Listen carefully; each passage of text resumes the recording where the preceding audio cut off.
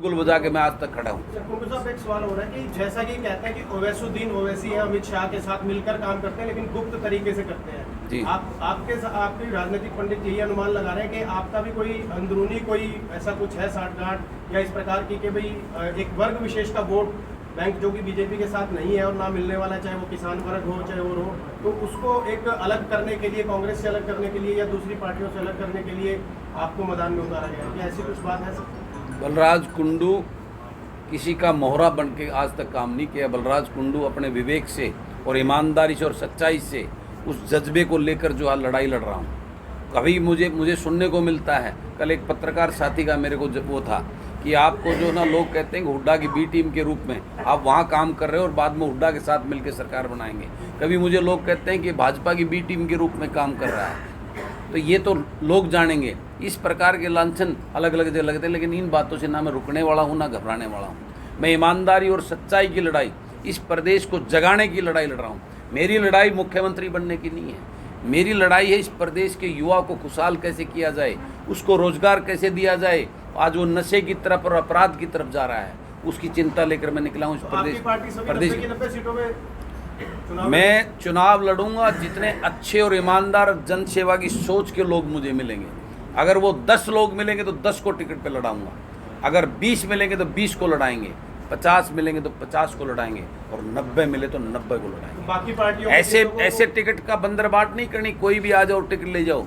मैं लोगों से वास्तविकता चर्चा करके, वास्तविकता की फीडबैक लेके, जिसको लोग चाहेंगे, जनता के नुमाइंदे मेरी पार्टी के कैंडिडेट बनेंगे, अदरवाइज नहीं बनेंगे। भाजपा कहती है 9 साल बेमिसाल। यस, बिल्कुल सही बोलती है। वो बेमिसाल जिसको हरियाणा प्रदेश कभी नहीं भूल पाएगा।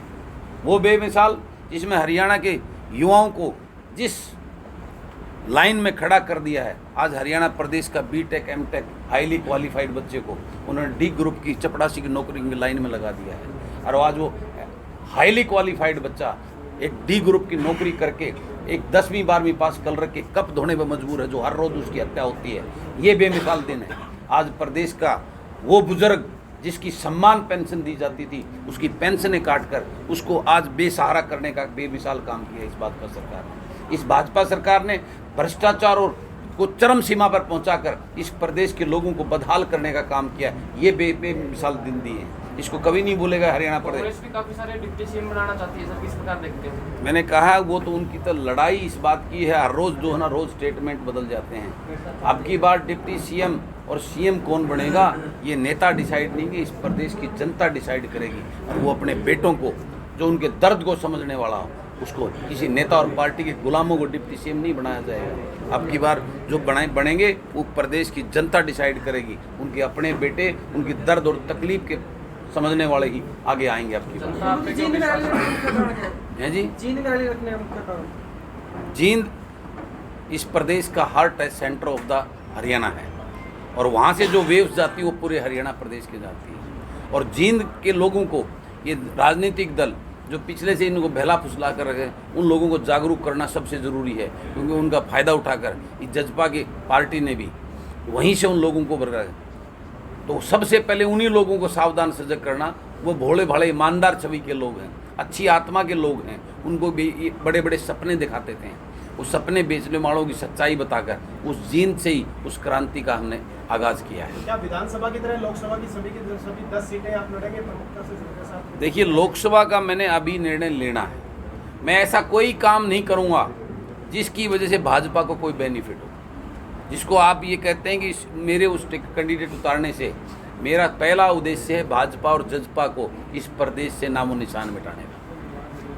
जेजेपी भी यही कहती थी कि जमुना पार हम भेजेंगे, लेकिन लोगों के साथ में धोखा हुआ। दोबारा आपके ऊपर कैसे विश्वास करें लोग? बिल्कुल, इस बात का, आपकी बात को मैं एकदम से सटीक मानता हूँ। ये जवाब आज प्रदेश के हर इन व्यक्ति का, हर हरियाणा वासी के का जो है ना, इन राजनीतिक नेताओं के और उनकी पार्टियों से विश्वास उठ चुका है। लेकिन बलराज कुंडू ने उस बात को प्रूव करके दिखाया है। वो क्यों विश्वास करेंगे? मैं धरातल से उठकर फौजी और किसान का बेटा हूँ। मैं चाहता तो आज मैं भी कैबिनेट मंत्री बना होता। मैं चाहता तो आज मैं भी बड़ी बड़ी कॉलोनी काट कर हज़ारों करोड़ रुपए करता। मैंने ये प्रूव किया है। मैंने मात्र 3.5 महीने की सरकार को टुकरा कर उसके खिलाफ बिगल बजाकर इन लोगों की आवाज़ बनकर मैंने उस बात को प्रूव करने का काम किया है। मैं चाहता तो हज़ारों करोड़ रुपए कमा लेता। इस बात को प्रूव करके मैंने क्या कमाया है।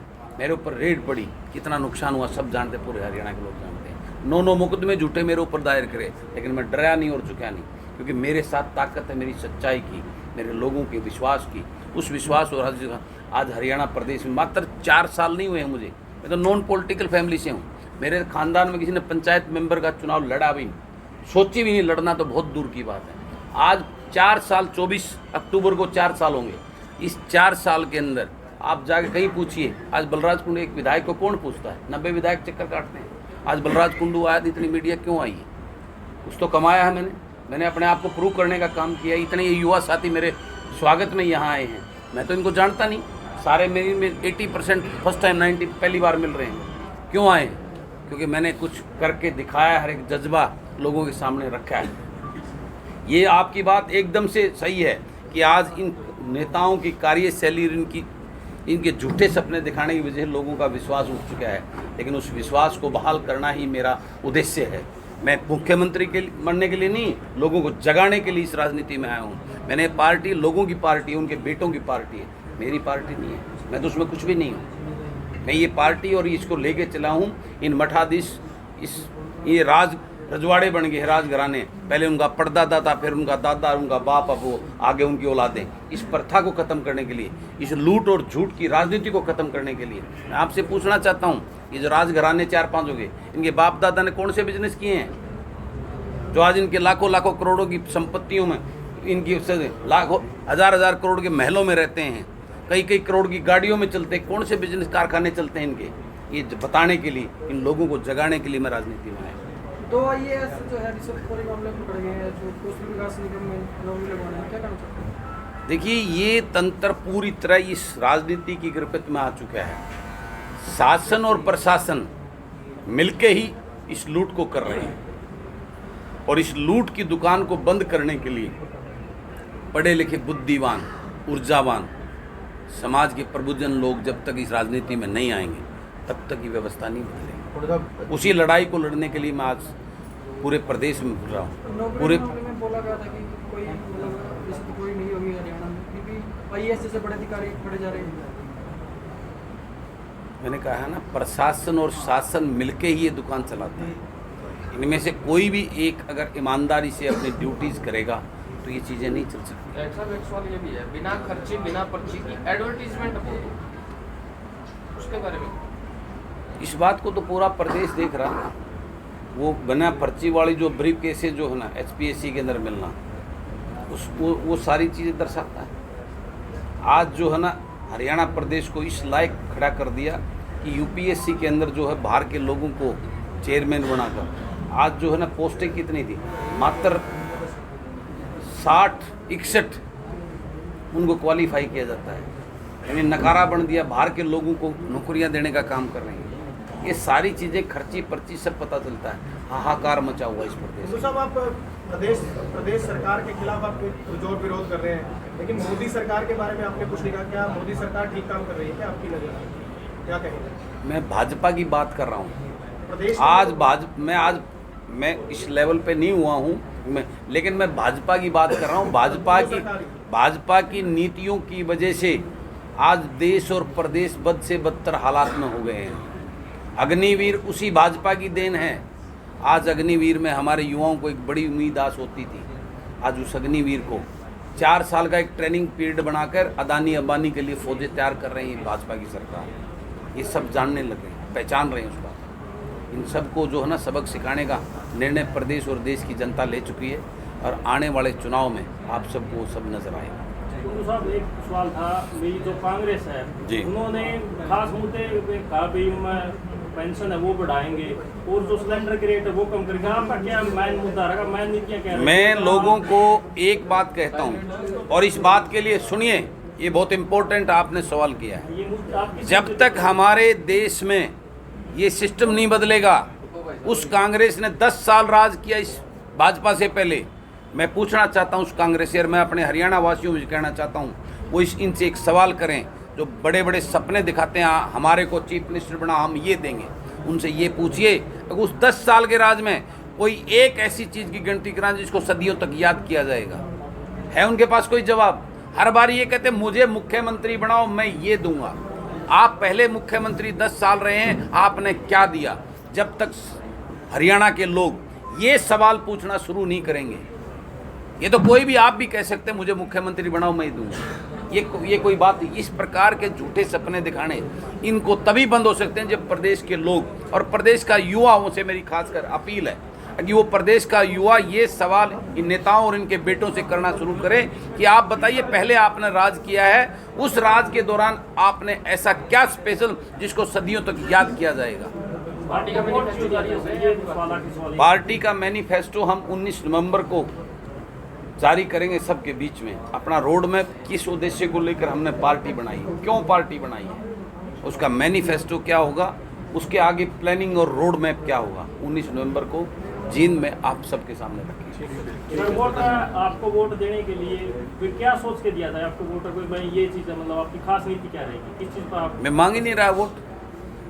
मैं ये कह रहा हूँ लोगों से, आप अपने उस बेटा बेटी को वोट देकर चुन के आगे लेके आइए जो आपके दर्द और तकलीफ को समझता हो, जो आपके लिए उस ना बिकेर ना झुके। मैं ऐसे उनके बेटा बेटी को तैयार करने की बात क्या रहेंगे आपको? सब पता है ना मुद्दे, आप मीडिया के साथी हो, आज हर चीज़ पे मुद्दा है, हर बात पे एजुकेशन। आज स्कूलों में टीचर नहीं है, अस्पतालों में डॉक्टर नहीं है, चारों तरफ हाहाकार मचा हुआ है, लूट, भ्रष्टाचार, अपराध, आज नशे का किस प्रकार के दौर से हमारा युवा गुजर रहा है, ये सब है ना मुद्दे, मुद्दे ही मुद्दे हैं। हर एक में आपने आज अपने संगठन का विस्तार करते हुए मेरे साथ हमारे युवा के प्रदेश अध्यक्ष हैं एडवोकेट रजनीश वशिष्ठ जी, और उसी कड़ी में आज हमारे युवा प्रदेश अध्यक्ष ने अपनी टीम को आगे बढ़ाते हुए इन्होंने अपने यहाँ जिला अध्यक्ष के रूप में हिसार जिले के युवा टीम के हमारे भाई दीपक ढांडा को जिला अध्यक्ष बनाने की इन्होंने घोषणा कर रहे हैं, इन्होंने निर्णय लिया है। तो हमारी युवा टीम भी ऐसी है जो नॉन पॉलिटिकल है, उस धरातल को जानने वाली है। ये वो लोग नहीं खड़े कर रहे जो नेताओं के जिंदाबाद मुर्दाबाद करने वाले सोच वाले हो, ये सारे वो धरातल के वो युवा हैं जो उस तकलीफ और दर्द को समझकर उस धरातल के युवा को इकट्ठा करके उस युवा की लड़ाई लड़ने के लिए ये हमें मेरे साथ मेरी टीम में काम कर रहे हैं। तो मैं भाई दीपक ढांडा को बहुत बधाई देता हूँ और आज की आप सबको नवरात्रि की माँ भगवती के पहले नवरात्रि की भी शुभकामनाएं बधाई देता हूँ। और आज पहले नवरात्रि पर एक अहम जिम्मेवारी, क्योंकि युवा देश और प्रदेश का भविष्य है, उसको ज़िले की जिम्मेवारी हम अपने छोटे भाई को देते हैं और इनको शुभकामनाएं और बधाई भी देता हूं नवरात्रि की। और आशा करता हूं ये हम सब मिलकर इस प्रदेश को बचाने के लिए, प्रदेश के युवा के भविष्य के लिए एक मजबूत लड़ाई लड़कर इस प्रदेश को आगे बढ़ाने का काम करेंगे। जिस तरीके से हर एक पार्टी ने अपनी रैली करके, रैली का नाम देके उसको संगठन का नाम दिया और लोगों की भीड़ दिखाई और प्रशक्ति प्रदर्शन किया, तो आपकी जो 19 नवंबर जो रैली होने वाली है, क्या उसमें भी ऐसी भीड़ दिखा के आप शक्ति प्रदर्शन करना चाहोगे या फिर कम भीड़ जाके जनरल मंदिर पर होना चाहोगे? ये बात उसी दिन बताएंगे आपको। 19 नवंबर को भी कुछ क्लियर कहेंगे, आपको दिखाएंगे। वहाँ भीड़ वो नहीं होगी जो दारू पिला के ले आई जाएगी, वहाँ भीड़ वो होगी जो वास्तव में अपने बच्चों की चिंता करके वहाँ आएंगे। वहाँ पे वो लोग आएंगे जो इस प्रदेश की चिंता कर, प्रदेश की पहले बदहाली को लेकर उसमें वहाँ हिस्सा बनेंगे। वो मुझे ताकत और आशीर्वाद देने के लिए आएंगे, हमें इस प्रदेश को बचाने के लिए, वो जिम्मेवारी सौंपने के लिए, उस दिन आगे बढ़ने के लिए आएंगे। वो दारू पीकर और भाड़े की भीड़ नहीं होगी, ये आपको देखने को मिलेगा। उस भीड़ का जज्बा और जोश आपको अलग से देखने को मिलेगा। Thank you.